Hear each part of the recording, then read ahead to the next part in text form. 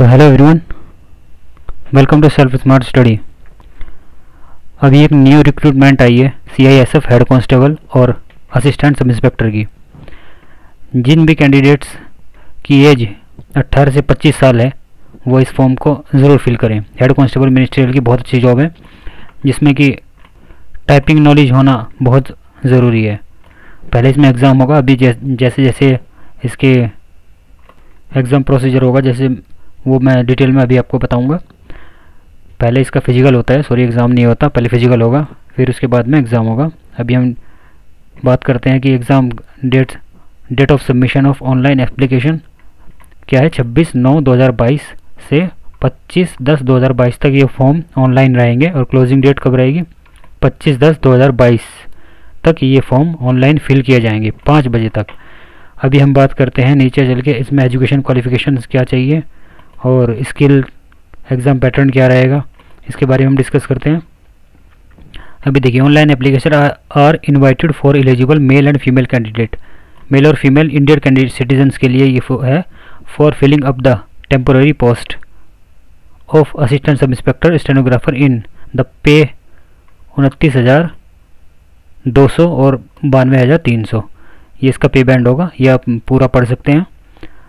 तो इसमें बताते हैं हम, the recruitment process will consist of physically standard test.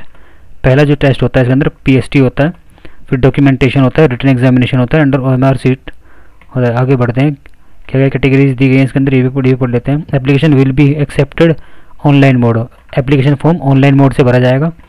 Online mode भरना है। फिजिकल स्टैंडर्ड टेस्ट जो PST होगा, documentation, written examination, skill test, medical examination will be schedule and conducted.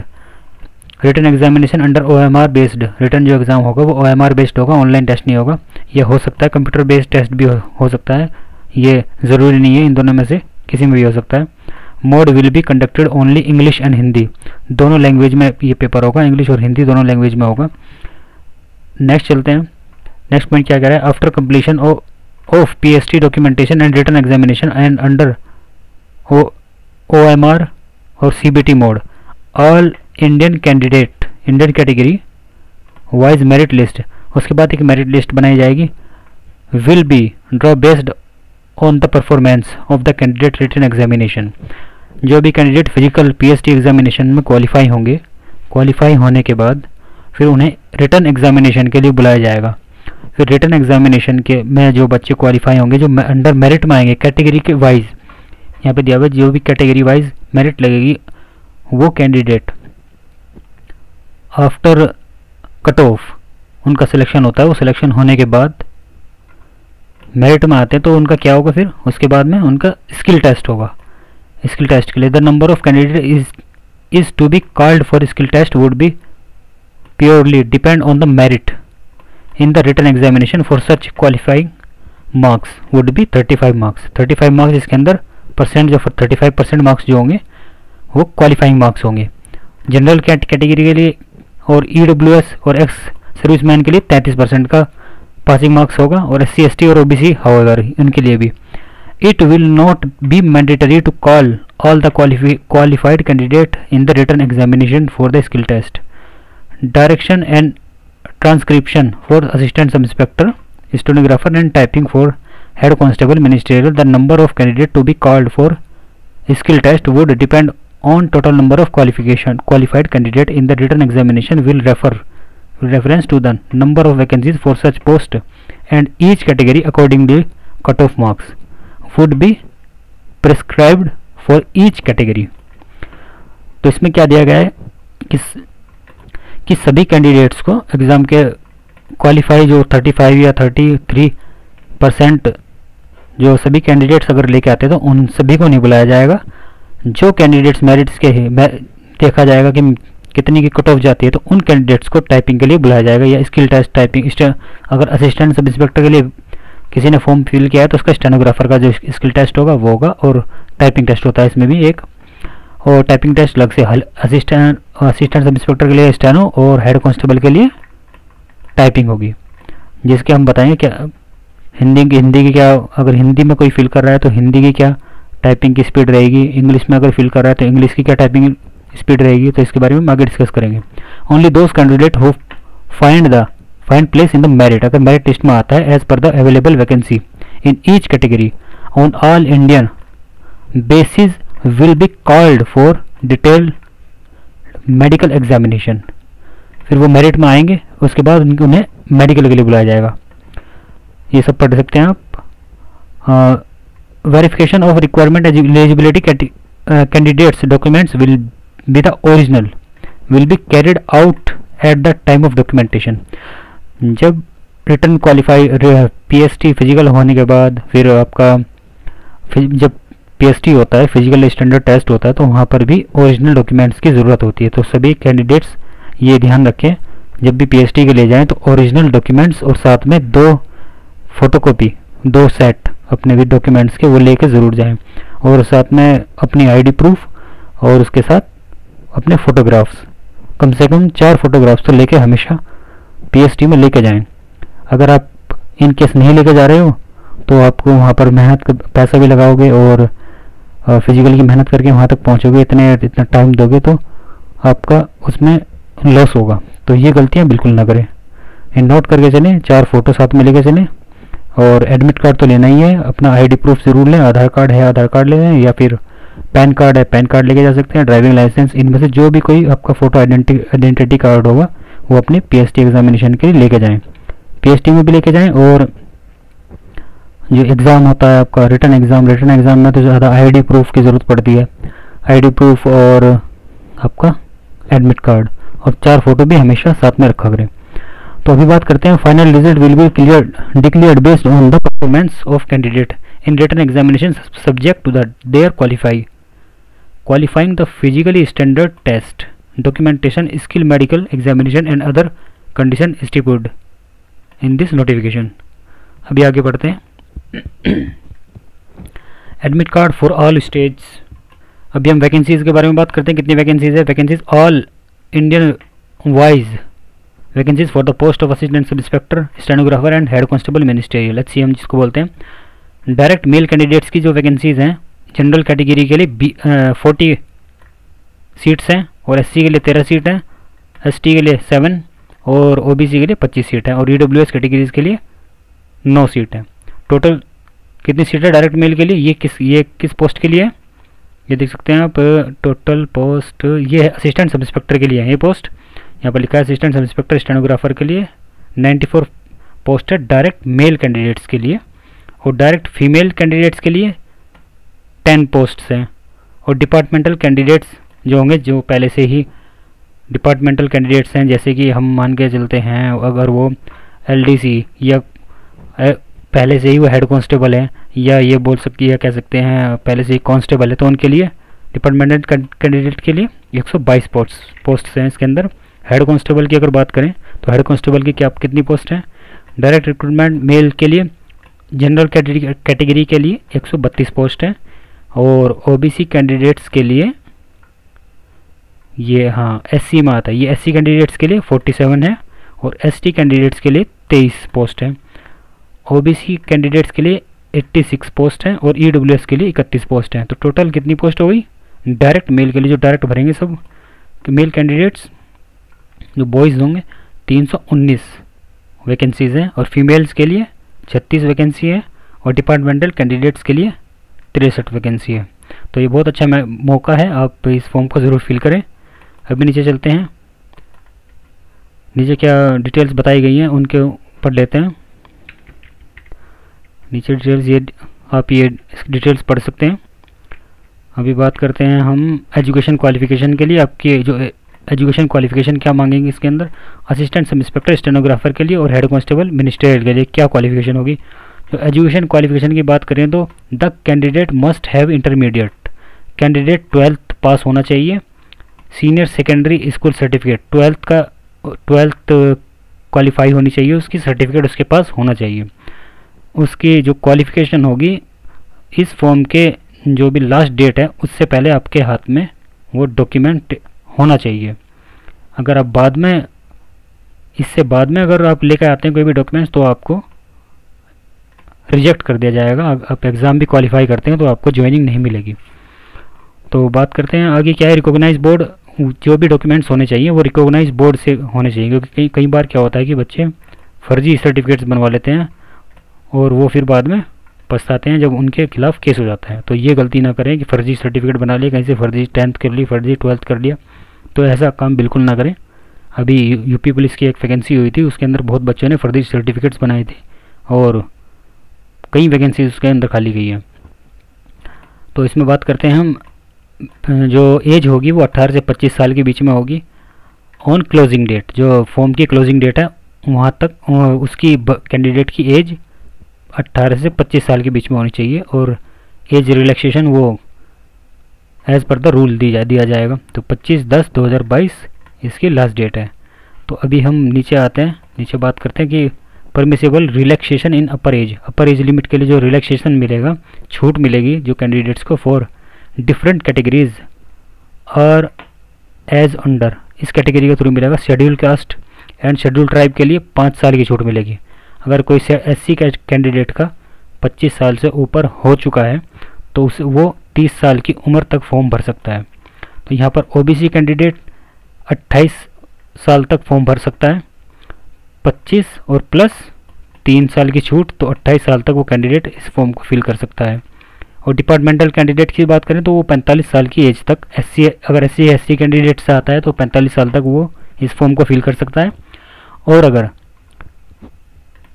General EWS और OBC कैंडिडेट है लेकिन वो departmental candidate है तो वो 40 साल तक इस फॉर्म को फिल कर सकता है।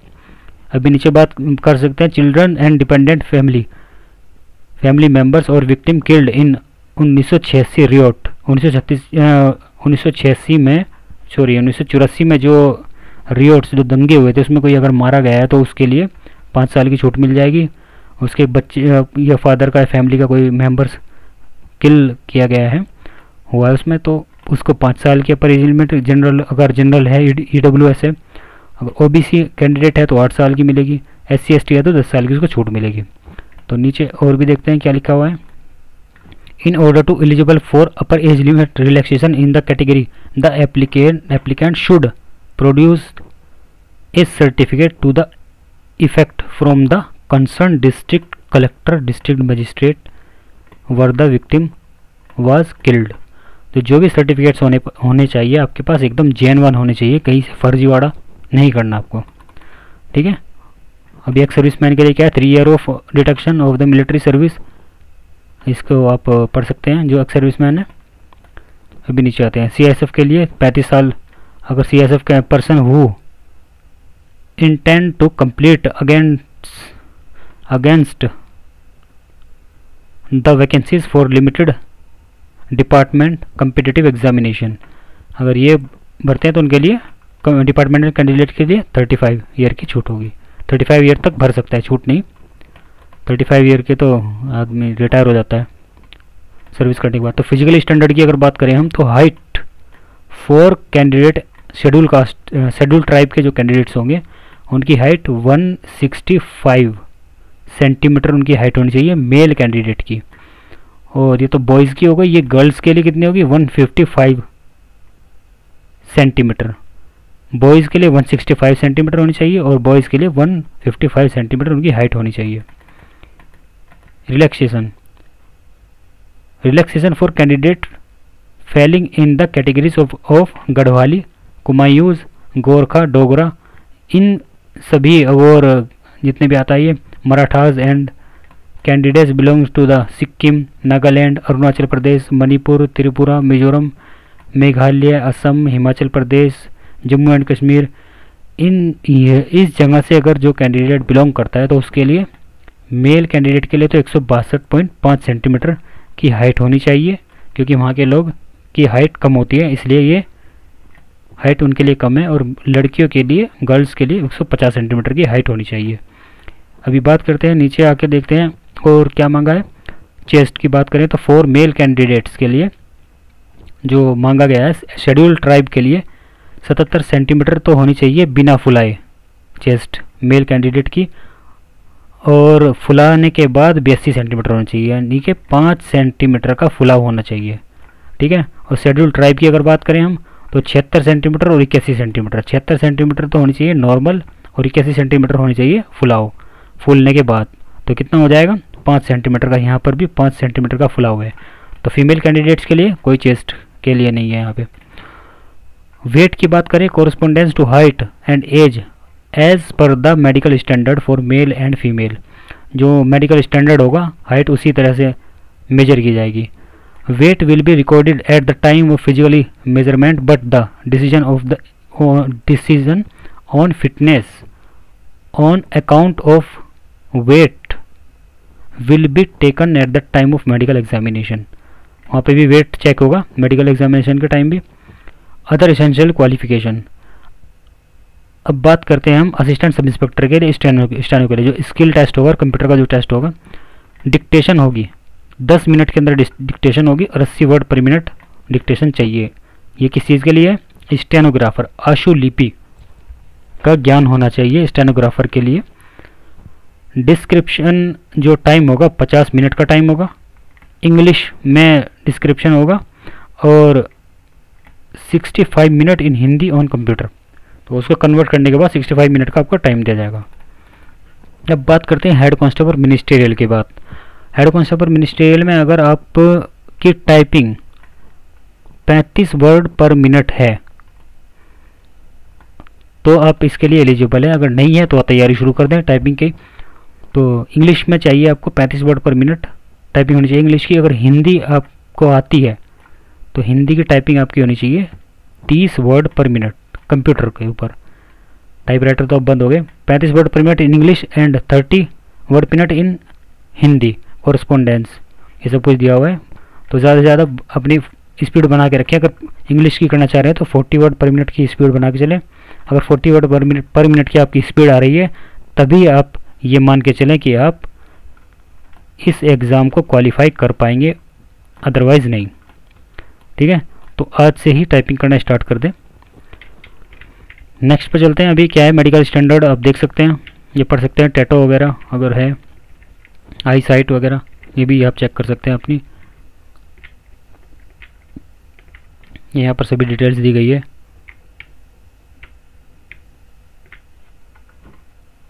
और यहाँ पर देख सकते हैं आप जो एग्जामिनेशन जो सेंटर्स होंगे, name of application receive centre and with address, इनके जो फिजिकल के सेंटर्स पड़ेंगे ये यहाँ पर सब दिए गए हैं। यहाँ पर चेक कर सकते हैं आप।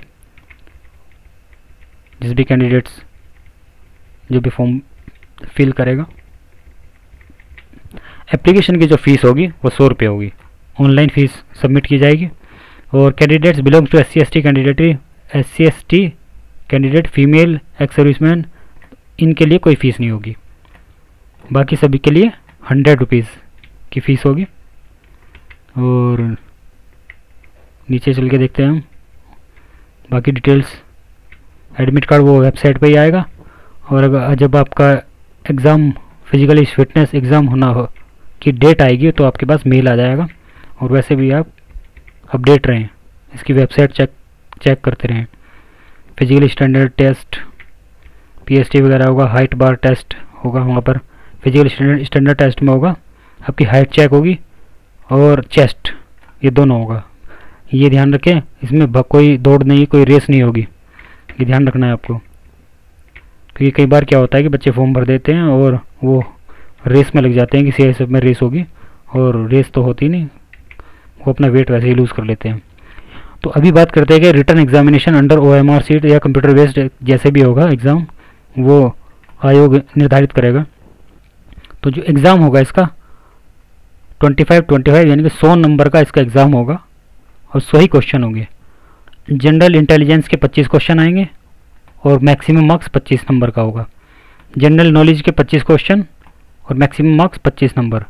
अर्थमेटिक 25 नंबर का आएगा और 25 नंबर ही उसमें मैक्सिमम मार्क्स का होगा। वो 25 नंबर इंग्लिश और हिंदी के लिए होंगे और 25 क्वेश्चन ही हिंदी और इंग्लिश के होंगे, जिसमें आपको 25 मार्क्स मैक्सिमम मार्क्स होंगे। ये इसको समझ के चलिए आप, 1 नंबर का 1 क्वेश्चन होगा। टाइम मिलेगा आपको 120 मिनट।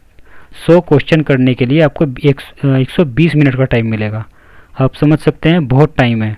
2 घंटे का टाइम, आपको 100 क्वेश्चन 2 घंटे में करने हैं। अभी देखते हैं return examination the written examination paper will be 12th standard. जो रिटन एग्जामिनेशन होगा ये 12th स्टैंडर्ड के क्वेश्चन आएंगे इसके अंदर। आप कोई हाई लेवल का ना पढ़े, 12th स्टैंडर्ड तक का ही तैयारी करें। फिर आगे चलते हैं स्किल टेस्ट। आफ्टर जब आपका एग्ज़ाम क्वालिफाई हो जाएगा उसके बाद स्किल टेस्ट होगा। पहले पीएसटी फिजिकल होगा, फिर उसके बाद रिटन होगा, रिटन के बाद आपका स्किल टेस्ट होगा। आगे बढ़ते हैं।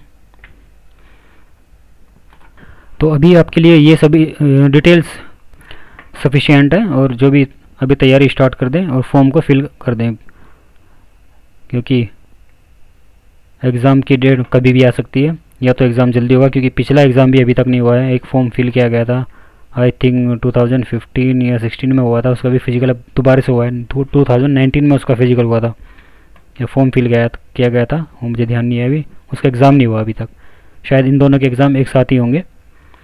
तो ये फॉर्म फिल करना बिल्कुल ना भूलें। आई होप ये वीडियो आपके लिए हेल्पफुल रही होगी, और वीडियो को ज़्यादा से ज़्यादा शेयर करें और चैनल को सब्सक्राइब करें। Thanks for watching.